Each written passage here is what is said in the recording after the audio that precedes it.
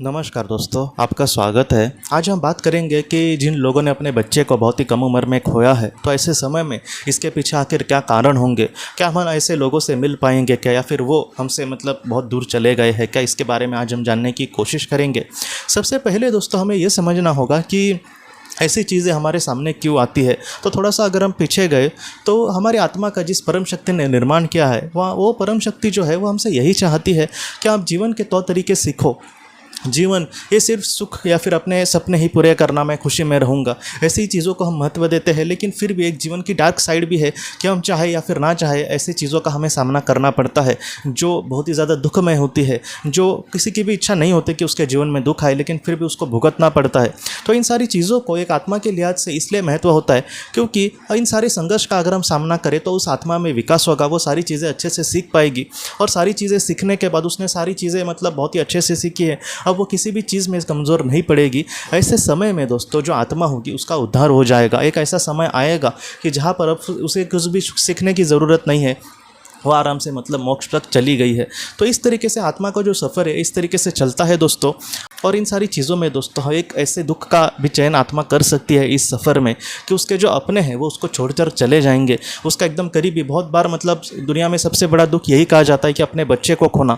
तो इस तरीके से दोस्तों ऐसा दुख बहुत बार आत्मा इसलिए भी चयन करती है क्योंकि इसके पीछे अलग अलग कारण हो सकते हैं। सबसे पहला कारण ये हो सकता है दोस्तों कि हमारे जो माता पिता होते हैं ज़्यादातर उनका ही देखा गया है, उसमें उस बच्चे का रोल बहुत ही छोटा होता है। क्या होता है कि वो माता पिता अपने जीवन में किस तरीके से वो इस दुख का सामना कर सकते हैं, इसके बारे में देखा जाएगा। बहुत बार वो जो माता पिता है कि ऐसे दुख में एक दूसरे के करीब आते हैं कि एक दूसरे से दूर चले जाते हैं। क्योंकि मैंने ये भी देखा है कि जब उनका बच्चे को खोने के बाद बहुत बार दो कपल जो होते हैं उसमें डिवोर्स हो जाता है। वो हो सकता है कि उस परिस्थिति का अच्छे से सामना नहीं कर सके, उसमें से एक नहीं कर सका, दूसरा अच्छे से नहीं, इस तरीके से भी चीज़ें होती है। तो ये बात वहाँ पर महत्वपूर्ण होती है। लेकिन दोस्तों अगर ऐसी चीज़ें आ जाते हैं कि जहाँ पर हम अपने आप को संभाल रहे हैं लेकिन हमारा पार्टनर समझ नहीं पा रहा है या फिर वो हमसे दूर चले जा रहा है, तो ऐसे में हमारे उसमें कोई गलती नहीं है, तो आप उसको लेकर दुखी मत होना।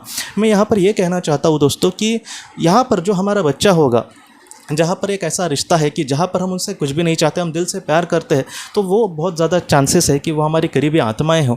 और हमारी जो करीबी आत्माएं होती है वो हमसे ज़रूर मिलेंगे दोस्तों। उस दुनिया में जब हम चले जाएंगे बहुत ही अच्छे से अपना जीवन करते हुए पूरा करके, तब वही लोग हमारे सामना हमारा स्वागत करने के लिए आएंगे। वो हमें सारी चीज़ें बताएंगे कि आखिर उनको दूर, आखिर उनसे क्यों जाना पड़ा।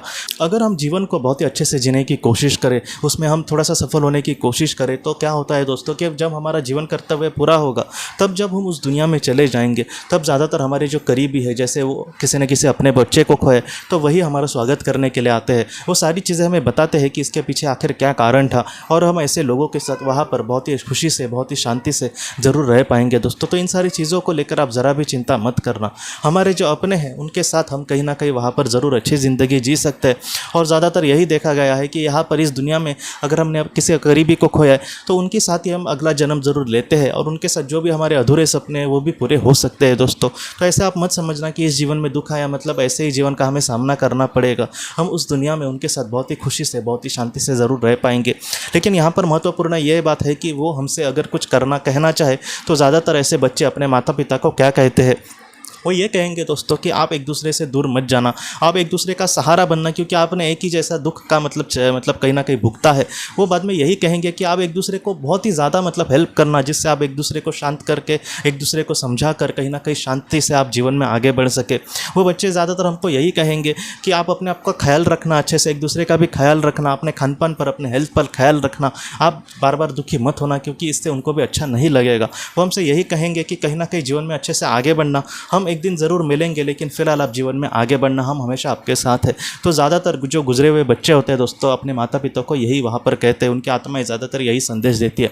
तो अगर आपने भी ऐसे ही किसी दुख का सामना किया है, कर रहे हैं, तो ऐसे समय में दोस्तों आप प्लीज़ अपने आप को संभालना। आपके जो बच्चे हैं यही संदेश आपको देंगे, इसलिए आप अपने आप को संभालना, जीवन में आगे बढ़ना। जो आपके बच्चे हैं उनका जो आशीर्वाद है, उनका जो प्यार है, हमेशा आपके साथ रहेगा। आप ज़रा भी चिंता मत करना दोस्तों। तो दोस्तों हम अपने अगले वीडियो में मिलते हैं। आप अपने परिवार का ख्याल रखना। आपका बहुत बहुत धन्यवाद। अगर आपने किसी अपने को खोया है और अगर आप किसी जेन्युइन भरोसेमंद थेरेपिस्ट की तलाश कर रहे जो आपके अपनों के संदेश आपको दे सके, तो आप इस नंबर पर व्हाट्सएप मैसेज कर सकते हैं। हम जितना हो सके आपको किसी अच्छे थेरेपिस्ट के बारे में बताने की कोशिश करेंगे, जो आपको बहुत ही अच्छे से संदेश दे और आप अपने जीवन में आगे बढ़ पाए। आपका बहुत बहुत धन्यवाद।